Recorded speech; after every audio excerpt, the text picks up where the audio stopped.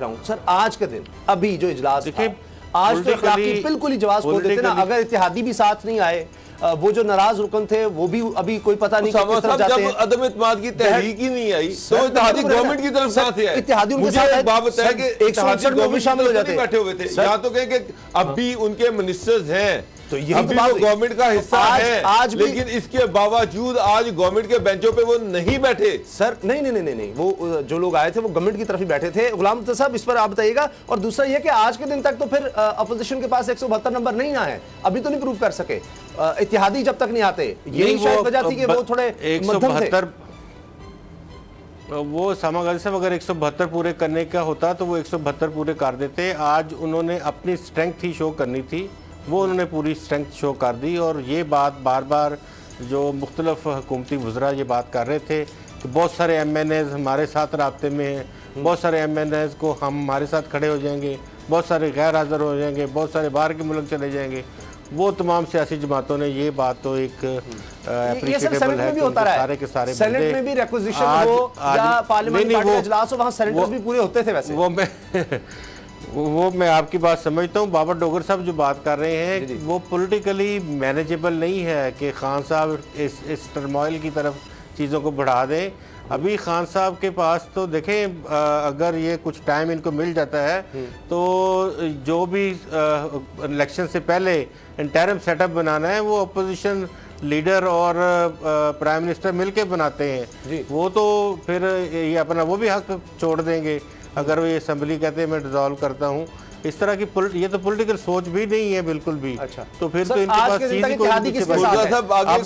को छोड़े आज अभी तक ये तरीके तो हर हाल में आ गई है। इत्तेहादी कहाँ खड़े हैं अभी तक, बयानात को छोड़ते हैं, ऑन पेपर कानूनी तौर पर हर दो सूरतों में देखें, हर दो सूरतों में इमरान खान साहब इस वक्त तक गेम के अंदर हैं।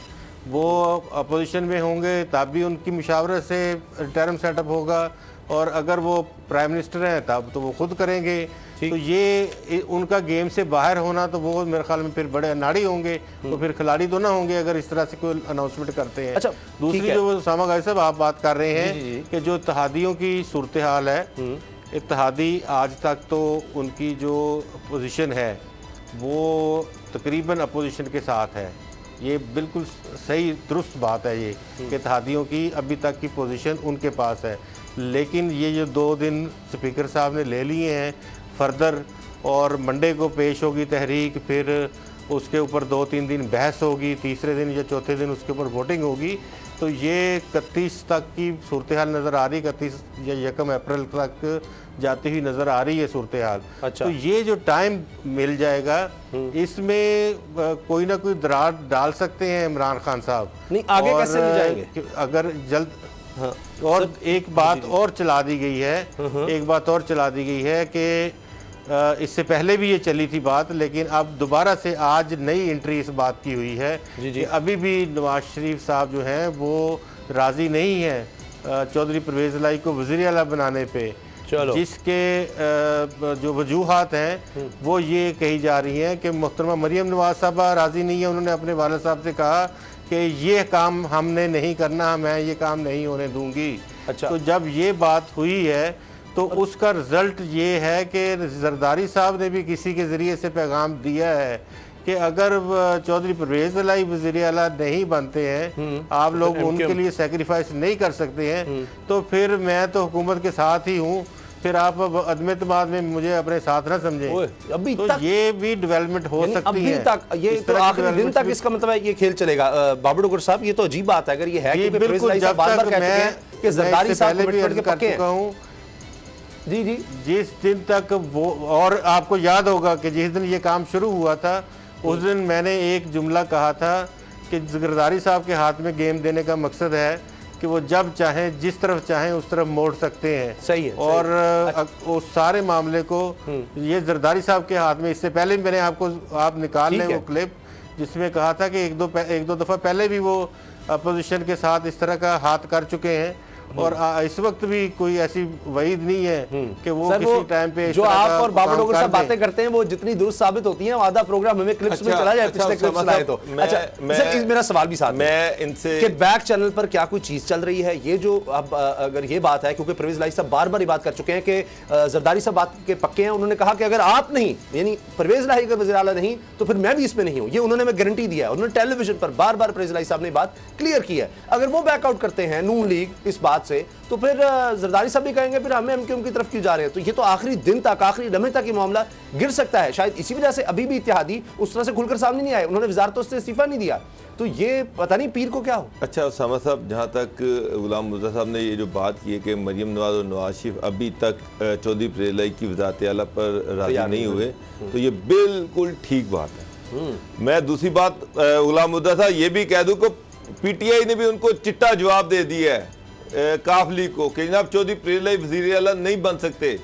इवन अगर इमरान खान साहब तहरीक अदम एतमाद जो है इसमें कामयाब हो जाते हैं तो इसके बावजूद बुज़दार तो चेंज होगा, लेकिन नया वज़ीर आला चौधरी परवेज़ इलाही नहीं होगा। ये चौधरियों को कन्वे कर दिया गया है।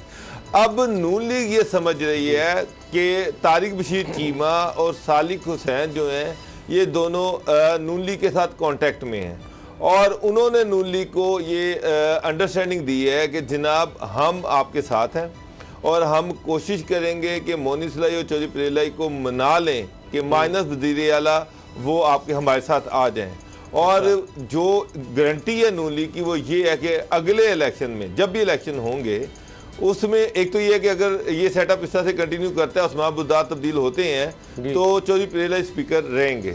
दूसरी चीज़ ये है कि जनाब चौधरी के साथ वो बैठ के ये डिस्कस करने को तैयार है कि कितनी सीटें हैं उनकी, उस पे नून लीग अपने कैंडिडेट्स नहीं देगी उनके खिलाफ। अच्छा, तो इस हद तक एक अंडरस्टैंडिंग डेवलप हो रही है। और आगे देखिए अब क्या होता है। नून लीग ये चाह रही कि चौधरी परवेज़ इलाही जो हैं वो वज़ारत आला की जो कैंडिडेचर है उससे दस्तबरदार हो जाएं, वो स्पीकर के तौर पे काम करते रहें और मोनिस को वो ऊपर एडजस्ट कर लेंगे, और जब भी दूसरा अगला इलेक्शन आएगा उसमें काफ लीग को के साथ वो अलायंस करने को तैयार है। तो इस हद तक चीज़ें जो है वो अभी चल रही हैं। मौलाना फजलुर रहमान जो हैं वो भी काफ लीग के साथ कांटेक्ट में हैं और वो कोशिश कर रहे हैं कि चौधरी परवेज़ इलाही जो है उनकी वज़ारत आला की जो डिमांड है उससे उनको दस्तबरदार करवाया जाए। तो अगले 2 दिन बड़े अहम हैं, लेकिन देखिए इस पे वो किस हद तक कामयाब होते हैं। चले एक बड़ी खबर दे दी है बाबर साहब आपने। सब्सक्राइब करें और बेल दबाएं ताकि कोई खबर रह न जाए।